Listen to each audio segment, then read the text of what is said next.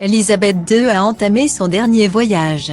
Lundi 19 septembre, la défunte monarque britannique rejoindra son époux le Data Link People égale à 5 BC 3 EA 801 9 A 4 F 31 A 908 AC 77 CD 2 FBB 7 AC Prince Philippe dans le caveau royal de la chapelle St George. Y repose déjà son père George VI et sa maman, la reine-mère, décédée en 2002. Les cendres de sa sœur, la princesse Margaret, disparue près de 2 mois avant sa mère, y sont également disposées. La monarque sera inhumée en privé, en présence de sa famille. Mais avant de trouver le repos éternel auprès des siens, Elisabeth II a droit aux honneurs de son peuple.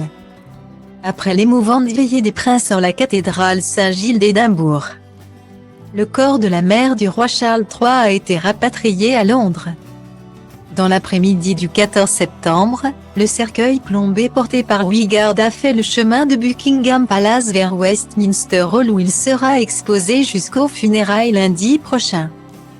Pour suivre le triste convoi et accompagner la reine, des milliers de sujets endeuillés et bien sûr les membres de la famille royale se sont déplacés. Recouvert de l'étendard royal, et de la couronne impériale, brillant de mille feux, le cercueil en chêne a fait son entrée à Westminster Hall. Derrière lui, les 4 enfants de la reine, en uniforme militaire à l'exception d'Andrew. Juste derrière eux, 2 de ses petits-fils William, en uniforme, et Harry, en costume accompagnés de leurs épouses. Sur le côté de Westminster, le reste des membres de la famille royale parmi lesquels les princesses Béatrice et Eugénie, et Lady Louise la fille du prince Édouard. L'événement filmé par la BBC a capturé un moment inattendu. Celui du malaise d'un garde alors que le public commençait à circuler pour rendre hommage à la reine. Immédiatement secouru par 2 policiers, son évanouissement a valu une brève interruption à la retransmission de l'événement, le temps que secours lui soit porté. Mais selon Hello Magazine, le garde n'est pas le seul à avoir eu un malaise hier.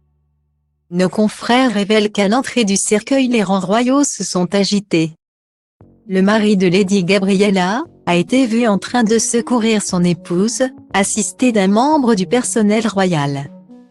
La fille de la princesse Michael de Camp et du cousin germain de la reine aurait ensuite disparu des écrans pendant le service, avant de réapparaître pour sortir de Westminster à la fin de la cérémonie, au bras de son époux Thomas Kingston. Fatigue, excès d'émotion, pour l'heure nulle explication n'a été donnée à ce malaise.